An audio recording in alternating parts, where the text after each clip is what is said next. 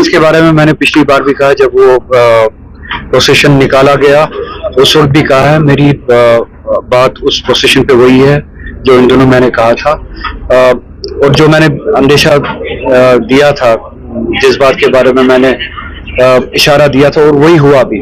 उस प्रोसेशन को उन्होंने इस्तेमाल किया फिर अपने प्रोपेगेंडा के लिए। पार्लियामेंट में आपने देखा होगा कि अमित शाह ने कैसे उस प्रोसेशन का इस्तेमाल किया, और ये झूठ बोल के कि ये प्रोसेशन मुहर्रम के प्रोसेशंस की इजाजत कश्मीर में मिलती नहीं थी, हमने दी, और शिया सुन्नी डिवाइड करने की कोशिश की, ये बता के कि वहाँ पे सुन्नी एडमिनिस्ट्रेशन हुआ करती थी और शियों को मुहर्रम प्रोसेशन निकालने नहीं दिया करती थी, और कैसे इक्वेट किया मुहर्रम प्रोसेशन को सिनेमा के साथ, शराब खानों के साथ। एक list of elements of normalcy Amit Shah ने पोस्ट एब्रोगेशन 370 का जो उन्होंने इल्यूजन ऑफ नॉर्मलसी बताने क्रिएट करने की कोशिश की, और क्या कहा कि क्या किस किस चीज से ये इंडिकेटर्स मिलते हैं कि नॉर्मलसी आई है। उसने उस लिस्ट में सिनेमा का नाम लिया, शराब खानों का नाम लिया, और उसी सेंटेंस में उसने मुहर्रम के उस जुलूस का नाम लिया।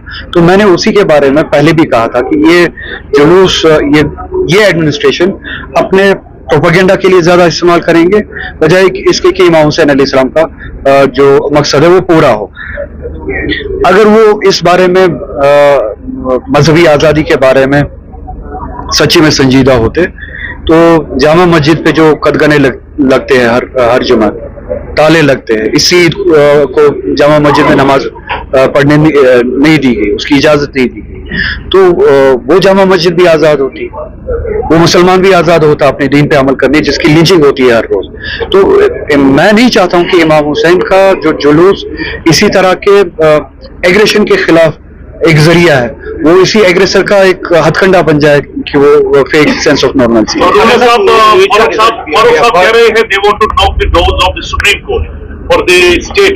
तो इस पे आप थोड़ा बहुत रिएक्शन दीजिए, और उमर साहब भी तैयार है आप स्टेप डाउन होने के लिए, सब्जेक्ट ये कि स्टेटहुड मिलेगा। सर ऐड ऑन करूंगा भी कि अपने चाहे कि स्टेटहुड की बिल जो है पेश की जाएगी अगले पार्लियामेंट के बारे में मुझे नहीं पता। जब अगर बिल पेश होगी तो तब उस पर बात करेंगे, और मैं यही कहूंगा कि ठीक है, कोर्ट में जा सकते हैं, पार्टी जा सकती है, मेरी पार्टी भी जा सकती है, और मैं इतना ही याद दिलाऊंगा हमारी लड़ाई स्टेटहुड की नहीं है, हमारी लड़ाई उससे ज्यादा है। हमारी लड़ाई है वो कॉन्स्टिट्यूशनल गारंटी जो 2019 में हमसे छीने गए, तो हमारी लड़ाई हमें भूलनी नहीं चाहिए।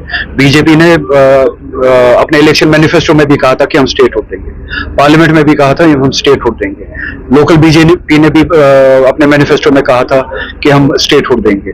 दूसरी अलाइड टीम्स जो थी बीजेपी की, वो भी कहते थे कि हम स्टेटहुड की लड़ाई लड़ेंगे, मगर नेशनल कॉन्फ्रेंस की लड़ाई स्टेटहुड की लड़ाई नहीं है। हमारी लड़ाई उस गारंटी की वापसी की है, उस स्टेटस की 370 की वापसी की है, उस स्टेटस की वापसी की है जो आईन हिंद ने हमें दिया था एक्सेशन के टाइम। और हमारी लड़ाई जो डिसीजंस 2019 5 अगस्त को लिए गए उनको रिवर्स कराने के लिए। सीएम के साथ मैंने जो बातें की थी, उनके साथ इंटरेक्शन हुआ था, वो भी वेट कर रहे हैं कि ये डिसीजन कब वापस आएगा लॉ डिपार्टमेंट से, उसको हम देखेंगे। और मुझे उम्मीद है कि, मुझे तो लगता था इसी हफ्ते में वापस आएगा। जितनी इसमें जितना ये पोस्टपोन होता है उतना स्टूडेंट्स के साथ ज्यादती हो रही है। अगर उनके एग्जाम्स कंडक्ट हो रहे हैं तो एग्जाम जितना जल्दी ये पॉलिसी वापस आए लॉ डिपार्टमेंट से, इसको इम्प्लीमेंट करे, रैशनलाइजेशन को इम्प्लीमेंट करे, उतना स्टूडेंट्स के लिए अच्छा है। एक्सेप्शनल एकेडमी, इनकी फैकल्टी को मैं मुबारकबाद देना चाहूंगा और शुक्रिया भी करना चाहूंगा, जिस तरह से ये मेहनत करते हैं स्टूडेंट्स पे, और यहाँ पे उस मेहनत का जिस तरह से रिजल्ट देखने को मिला है। आज भी कुछ एस्पिरेंट्स थे जो शायद इस एकेडमी से जुड़े थे और उन्होंने एग्जाम्स क्वालिफाई किए, नीट के भी एग्जाम्स क्वालिफाई किए, सिविल सर्विसेज के भी एग्जाम्स क्वालिफाई किए।